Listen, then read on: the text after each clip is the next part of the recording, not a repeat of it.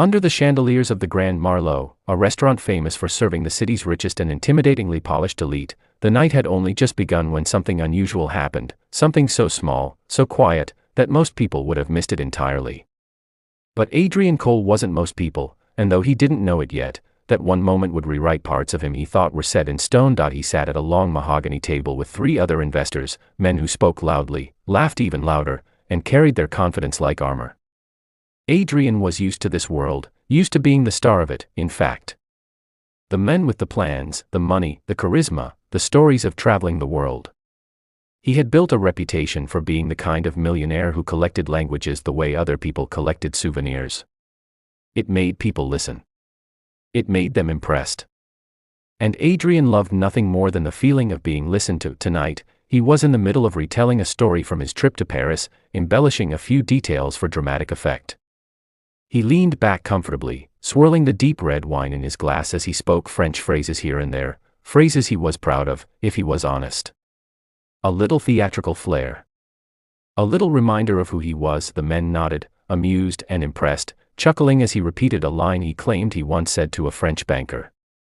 It wasn't perfect French, he knew that, but perfection wasn't necessary when confidence filled the cracks. People rarely corrected him, and even if they wanted to, his status typically kept them silent. And then the shy waitress approached the table. Her footsteps were so soft they barely touched the air, and when she stopped at Adrian's side, she seemed almost afraid to interrupt. She held a tray with sparkling glasses, the gentle trembling of her fingers so slight that only someone paying very close attention would notice. She began placing the glasses on the table one by one. Adrian didn't pause his story. Why would he? He was too engrossed in his own narration to pay her much mind. But as he continued talking, she shifted her position just slightly, the tray close to her chest, her eyes lowered as if memorizing the wood grain on the floor, and then she said it. A soft, barely audible murmur. A correction. In French, perfect French, not textbook perfect. Not memorized perfect.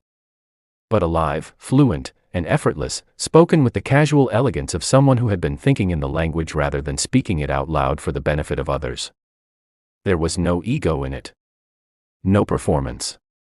Just a simple adjustment to the sentence he'd botched, a tiny piece of truth delivered gently, almost apologetically, as though she hoped he wouldn't mind. The table went silent. Adrian's sentence stopped halfway out of his mouth. His partners blinked at the waitress, surprised, maybe even amused. They weren't used to being corrected, especially not by someone who looked like she barely had the courage to make eye contact.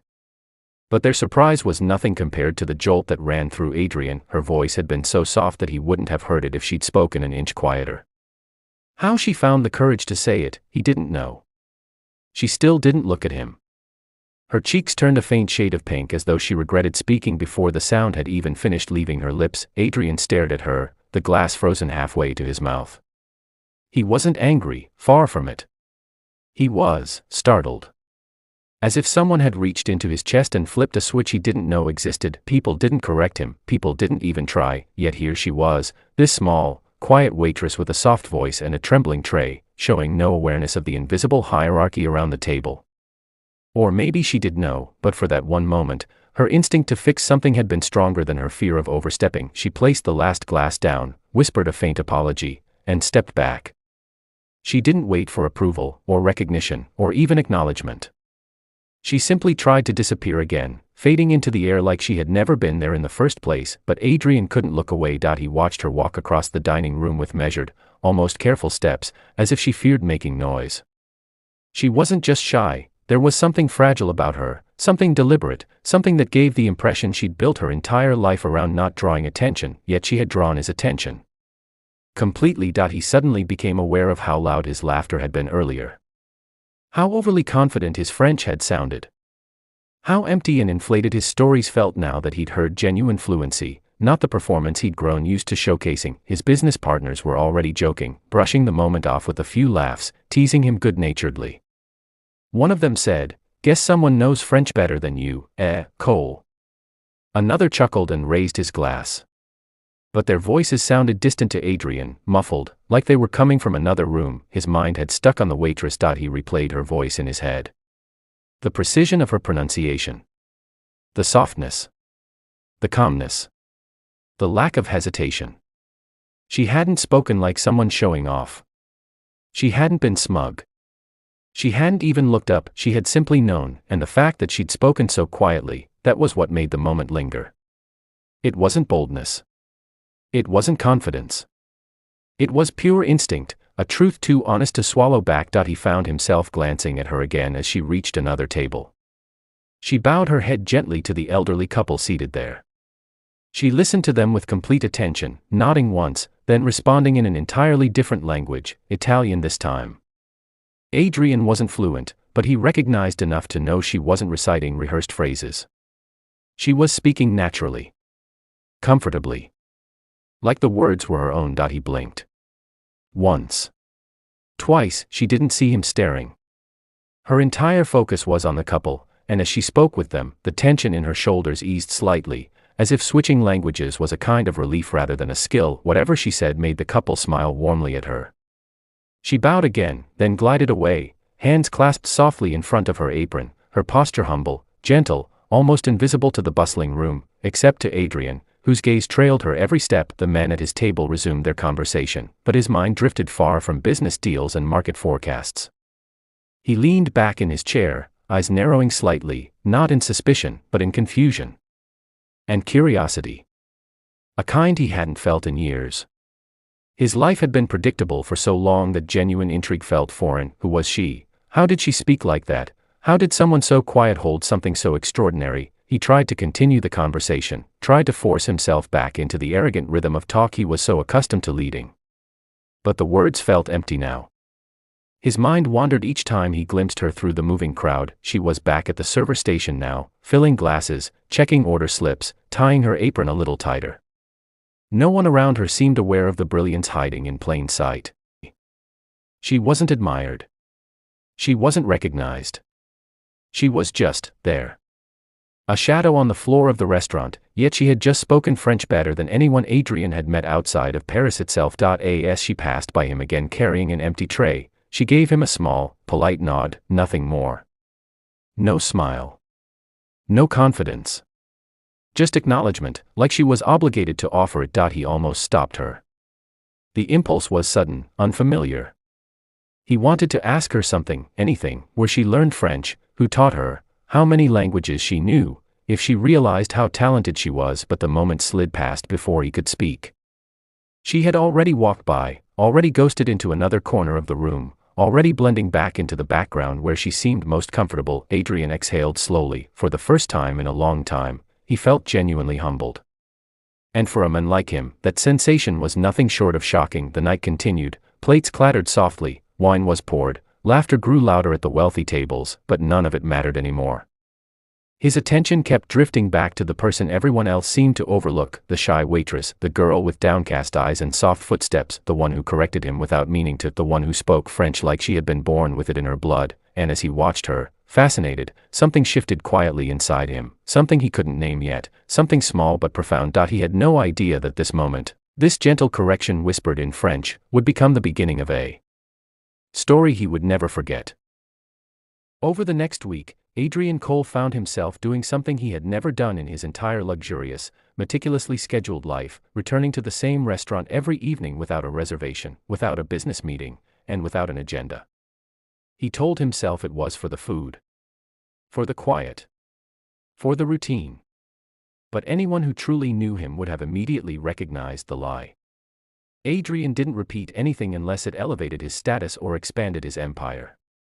Yet here he was, stepping through the heavy glass doors of the Grand Marlowe as though magnetized by an invisible thread pulling him inward. From the moment he entered, his eyes always did the same thing. They scanned the room, not for clients, not for potential investors, but for her. The shy waitress with the soft voice and the impossible talent.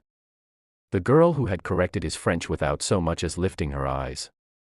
The moment replayed itself over and over in his mind, not because she had embarrassed him, though that moment had been humbling, but because the way she spoke had awakened something he didn't fully understand. A curiosity that bordered dangerously on fascination. The second night he returned, she didn't even notice him walk in. She was at the far end of the room, assisting a family of 4 who spoke rapid Spanish. They seemed frustrated, halfway through an argument about the menu, and the father kept waving his hands as he spoke. The mother looked embarrassed, and the children were restless.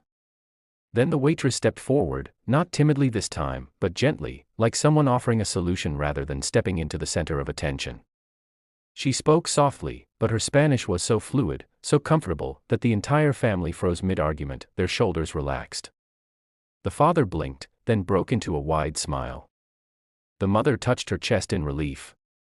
By the time the children settled down, the waitress had already turned away, tucking a strand of hair behind her ear before moving on, her voice fading into silence like she'd never spoken at all. Adrian watched every second of it. No hesitation. No fanfare. No applause.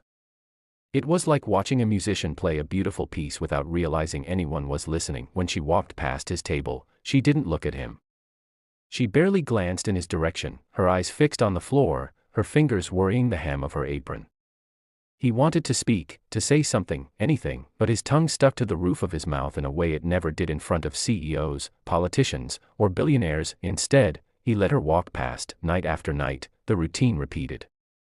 Each evening, Adrian learned something new about her, not through conversation, but through observation, as if she were a mystery unfolding word by word, breath by breath. On the third night, he saw her guiding a pair of Japanese tourists who were lost inside the maze-like dining area.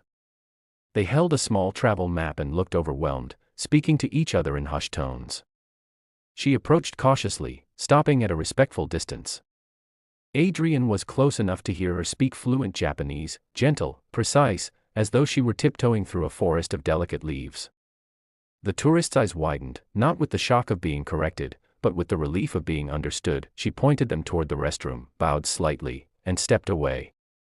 The tourists bowed too, their gratitude radiating across the room. She didn't linger. She didn't wait to be thanked. She simply retreated, disappearing into the rhythm of her duties. Adrian's heart beat faster than he expected. Language wasn't just a skill for her, it was a lifeline she offered people without expecting anything in return. A bridge she built quietly between strangers and comfort. Someone like her didn't belong in a world where people competed to be seen. She belonged somewhere else. Somewhere grander. Somewhere she could actually breathe. By the fourth night, he realized something deeper, something that unsettled him. He wasn't just impressed by her. He wasn't just intrigued. He was drawn to her in a way he hadn't been drawn to anyone in years. Drawn not to her beauty, though she was beautiful in a soft, unnoticed sort of way, but to the way she existed differently from everyone else around him. Adrian Cole had everything money could buy. But what she had was something money could never reach. It made him restless in ways he didn't expect. His closest friend, Marcus, noticed the change immediately. "You've been distracted lately," Marcus remarked when Adrian showed up late to an important meeting. "You're looking at your phone like you're waiting for someone who doesn't exist." Adrian didn't answer. Because how could he explain that he had been thinking about a waitress he hadn't even spoken to properly? On the fifth night, he intended to finally break the silence. He rehearsed casual lines in his head while he walked to his usual table. "How did you learn so many languages? Do you study them? Do you travel? What books do you read?" But when she appeared at his table, her eyes flickered to his for less than a second before dropping again. "Good evening," she whispered, her voice barely above the clink of silverware in the room.